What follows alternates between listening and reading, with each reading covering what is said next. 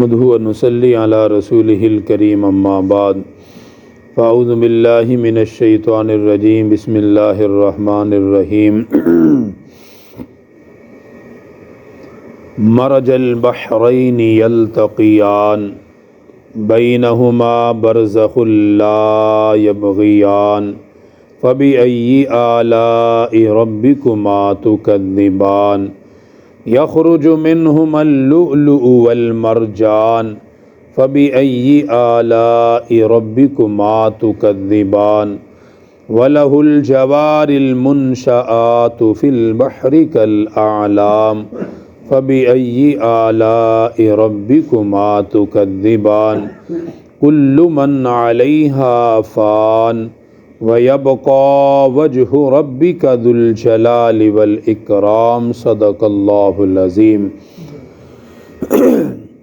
ما قبل آیات مبارکہ میں اللہ سبحانہ و تعالی نے مشرقین اور مغربین کا ذکر فرمایا کہ اللہ تعالیٰ نے دو مشرقیں اور دو مغربیں پیدا فرمائی ہیں۔ گرمی اور سردی کا موسم ہے، سورج جس جگہ سے طلوع ہوتا ہے، سردی کا نظام اللہ تعالیٰ نے الگ قائم فرمایا، گرمی کا نظام الگ قائم فرمایا۔ پھر رات کبھی چھوٹی ہوتی ہے، کبھی رات کو بڑا کر دیا جاتا ہے، کبھی دن چھوٹا ہوتا ہے، کبھی بڑا ہو جاتا ہے۔ اور ان موسم کے تبدیل ہونے سے فصلوں کے اندر اللہ تعالیٰ مٹھاس کو پیدا کرتا ہے۔ مختلف قسم کے فصلوں کو اللہ تعالیٰ زمین سے انسان کے نفع کے لیے اگاتا ہے، اس لیے مشرقین اور مغربین کا مالک اللہ ہے، سردی اور گرمی سارے نظام کا مالک اللہ ہے۔ اس لیے ارشاد فرمایا کہ اب بتاؤ کہ تم دونوں اپنے رب کی کون کون سی نعمت کا انکار کرو گے۔ دونوں سے مراد انسان اور جنات ہیں۔ یہ جہاں بھی آیت مبارکہ آئے گی فَبِأَيِّ آلَاءِ رَبِّكُمَا تُكَذِّبَانِ کہ تم دونوں اپنے رب کی کون کون سی نعمت کا انکار کرو گے، اس سے مراد انسان بھی ہیں، اس سے جنات بھی ہیں، کیونکہ یہ دونوں ہی اللہ تعالیٰ نے اعمال کے لیے پیدا کیے ہیں۔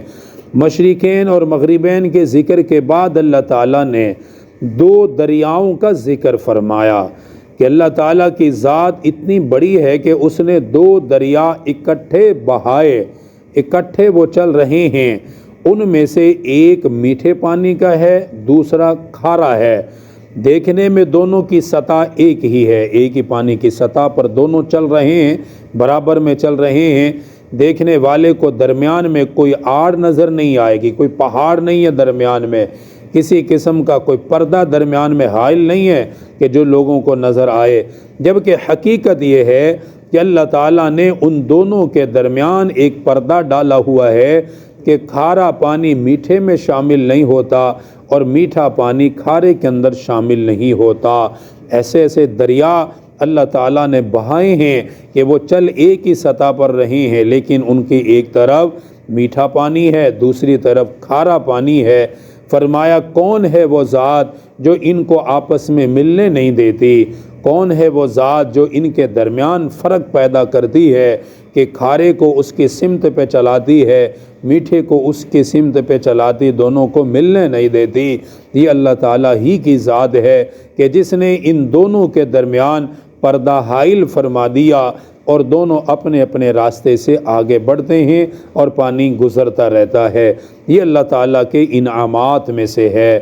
پھر ان دونوں دریاؤں سے جو کھارا ہے، جو میٹھا ہے، دونوں کے اندر سے اللہ نے انسان کی ضروریات کے لیے موتی اور زیورات بھی پیدا فرمائے کہ ان کے اندر سے غوطہ لگانے والے موتی نکالتے ہیں، زیورات ان کے اندر سے نکالے جاتے ہیں، مرجان نکلتے ہیں ان کے اندر سے، موتی ان کے اندر سے نکالے جاتے ہیں جو انسان کے لیے ہیں کہ بڑی بڑی قیمتوں میں ان کو بیچا جاتا ہے۔ زیورات کے کام وہ آتے ہیں، پہننے کے کام وہ آتے ہیں۔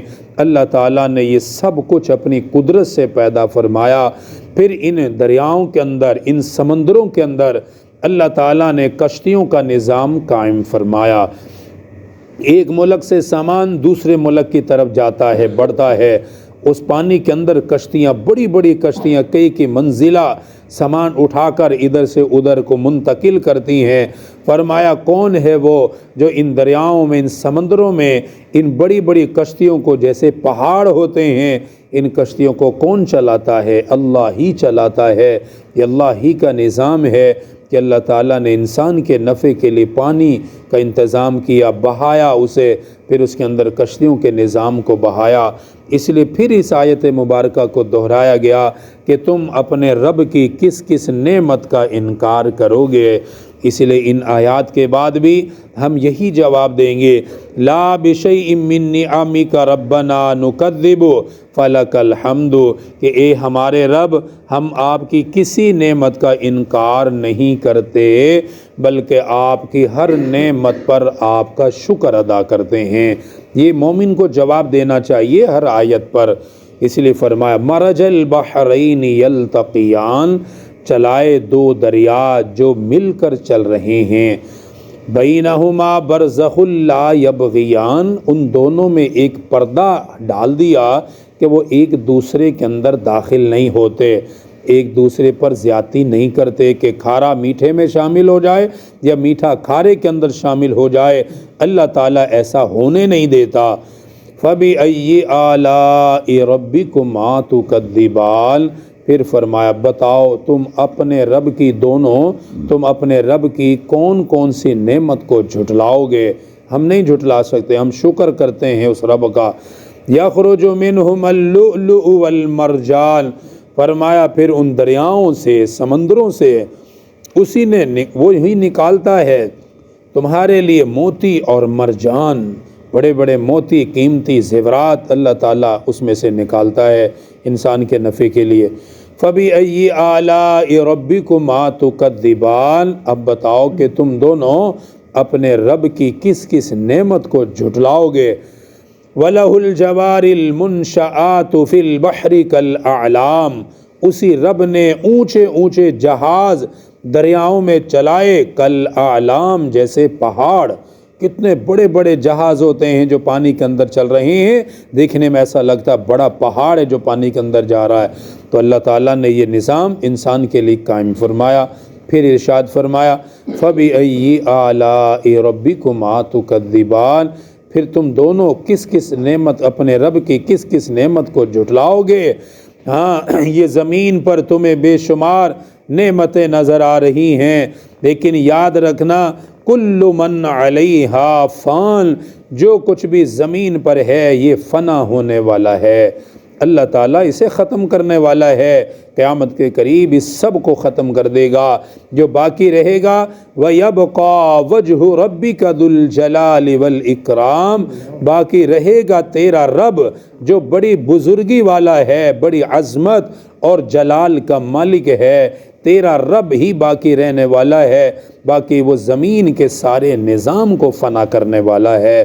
یہ تمہیں جو نظر سمجھایا یہ ہے کہ دنیا سے اپنا دل نہیں لگانا، دنیا کے اندر اتنا مست و مگن نہیں ہونا کہ بس اسی کو اپنے اول اور آخر سمجھ کے زندگی گزارو۔ فرمایا ایسا نہیں، دنیا کو بقدر ضرورت استعمال میں لو، باقی اصل مومن کی زندگی اس کی جنت میں ہے، اللہ تعالیٰ اصل راحت اس کو جنت میں عطا فرمائے گا۔